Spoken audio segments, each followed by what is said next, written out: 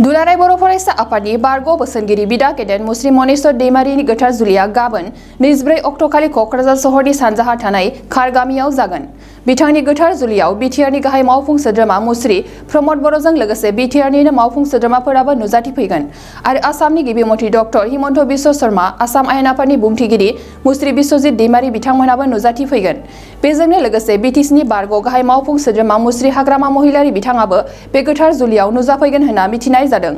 बिथां मानाव गेदेर मुस्रि मनेस्वर दैमारिया गावनि गोथार जुलियाव बिटिआरनिनो गासैबो रायजो राजाफोरखौ नुजाथिफैनानै बोर सारस्रिना होफैनो थाखाय खौरांनि गेजेरजों हांख्रायहरदों। नोंथांमोननिसिम आंनि गोसो गोरबोनिफ्राय गाहाम हामलायनायखौ जासिहरग्रोदों आरो नोंथांमोननि थ्रुयैनो रायजो राजानिसिमबो आंनि खुलुमनाय सिबिनायखौ जासिहरदों। नोंथांमोननि जि सोंनाय बेनि फिननाया बेनोदि नंगौ, आङो दुलाराय बर' फरायसा आफादाव थानानै बर' हारिनि माहारि दानायाव आं गोबां रोखोमनि मदद आरो हेफाजाब होबोदों। नोंथांमोना निस्सय नुदों आंनि जि सोलेर देहा एबा सोलेर बेखौ नुयोब्ला आंखौ मावनो बेबायदि हानाय बायदि मोननो थाङा, नाथायब्ला आङो आंनि फिसा मेलेमजों जिखिनिखौ रोंदों, जिखिनिखौ हादों बेखिनिखौ आं मावबोबाय थादों आरो बेवहाय नोंथांमोननो आं बेखौनो फोरमायनांगोन जे जि समाव दुलाराय बर' फरायसा आफादनि मानगोनां आफादगिरि इउ.जि. ब्रह्म बिथाङा बिबान मोनजेनदोंमोन, बे समनिफ्रायनो आङो बिथांजों थाफानानै, बिथाङा 4 बोसोर प्रेसिडेन्ट जादोंमोन, बिथांजों थाफानानै आङो 4 बोसोरै खामानि मावफानो मोनफादों। बिनि उनाव मानगोनां रबिराम नार्जारि बिथाङा दुलाराय बर' फरायसा आफादनि 4 बोसोर बिबान मोनदों आरो बेवहायबो आं बिथांजों थाफानानै 4 बोसोर खामानि मावनो मोनदों। बिनि उनावहाय जोंनि रोंगोरा नार्जारि बिथांजोंबो आङो 4 बोसोर थाफानानै खामानि मावनो मोनदों। बिनि उनावहाय दुलाराय बर' फरायसा आफादनि मानगोनां आफादगिरि महरै प्रमद बर'आ मोनजेननायनिफ्राय बिथाङा 10 बोसोर सामलायदों आरो बे 10 बोसोर सामलायनायाव आं मालाबा हारिमु नेहाथारि, मालाबा बोसोनगिरि बेबायदि महरै आं बिथांजों थाफानानै खामानि मावनो मोनदोंमोन। दा बेबायदियैनो आं दुलाराय बर' फरायसा आफादजों थाफानानै बर' हारिखौ गायसननायाव, बर' हारिखौ सिनायथि होनायाव जिफोर हाबाफारि, बे हाबाफारियाव आं मदद होबोबाय थानो मोनदोंमोन। जे गाबोन गोथार जुलि बेनोदि नोंथांमोननो आं फोरमायनांगोन, आंनि हाबाया 3 मास आगोलाव बेबायदि सावरायनाय जादोंमोनब्लाबो नाथाय आङो एरायै सोलिबाय थादोंमोन। आङो हाबा जानायनि बेबायदि थामथिम बिदि खालामाखैमोन, नाथायब्ला थांनाय 30 जुलाइ 2021 बेवहाय आङो जोंनि दानि आसामनि chief minister doctor Himanta Biswa Sarma sir बिथांजों लोगो मोनलायनाय जादों आरो बेवहायनो बायदि बायदि सावरायनायाव बिथाङा आंनि हाबानि सोमोन्दै सावरायनाय जादों। बेवहाय आङो थाबनो एक्सेप्ट खालामाखैमोन, अब्लाबो नायनोसै सार होननानै आं बुंनाय जादोंमोन। बिथाङा बुंदों नोंथाङा जुदि हाबा जायोब्ला जेसेबांनि माने खामानि मावनांगौ दङ बेबायदि गासैखौबो आं नायगोन होननानै बिथाङा बुंदोंमोन। बिनि उनाव जोंनि बिटिआरनि चिफ मानगोनां प्रमद बर' बिथाङाबो आंनि हाबानि सोमोन्दै सावरायनाय जादों आरो बिथाङाबो बुंदों टटेलि माने हाबानि जि समस्याफोर बा जिफोर बिबान बेखौ दायथ' लागोन होननानै बिथाङाबो बुंदों। दा आङो बुंनो लुबैयो जे आसामनि chief minister doctor Himanta Biswa Sharma सारनि अननाय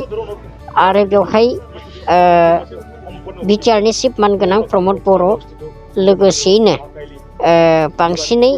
खामानि मावनाय डक्टर मिहिर कुमार ब्रह्म, जनता कलेजनि एस'सियेट प्रफेसार, लोगोसे बिरफुं नार्जारि बिथाङा बड'लेण्ड इउनिभारसिटिनि डेपुटि रेजिस्ट्रार, बिथांमोननि जि अहरह नाजानाय, बे नाजानायनि गेजेरजों आंनि हाबाया गाबोन जानो थांगासिनो दङ। दिनै फुंनि 8 रिंगायाव बे आंनि न'निफ्राय गासै 100 सुबुङा थांनानै हिन्जाव गोदान बा सम्फा बर'खौ लायनो थाखाय दंहैयो। बिथांमोना बायदि बायदि हाबाफारि, बायदि बायदि सावरायलायनाय जागासिनो दङ। बिनि उनाव बिथांमोना दा मोनाबिलिनि 8 रिंगायाव बेसिम सफैगोन, बे खारगामिसिम सफैगोन बा आंनि न'सिम सफैगोन। बिनि उनाव बिदिनो थागोन। गाबोन फुंनि 9 रिंगाया आंनि हाबाया जागोन आरो बे गासैबो हाबाखौ आङो बर'नि जि गुदि धोरोम बाथौ बे बाथौनि जि नेम निथि बे नेम निथिजों आं खालामनो थाखाय प्रस्तुति खालामगासिनो दङ नोंथांमोना निसय नुदों आङो बर' हारिनि जे थानसालि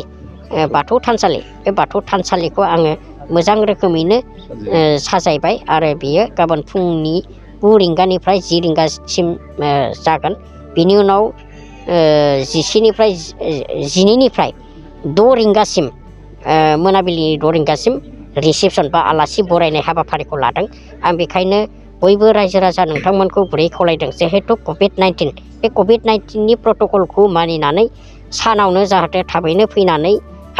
आंखौ आशीर्बाद होफैयो बोर सारस्रिफैयो आरो साहा पानि जि ओंखाम जि मुथासे मोनजायो बेखौनो जानानै जाहाथे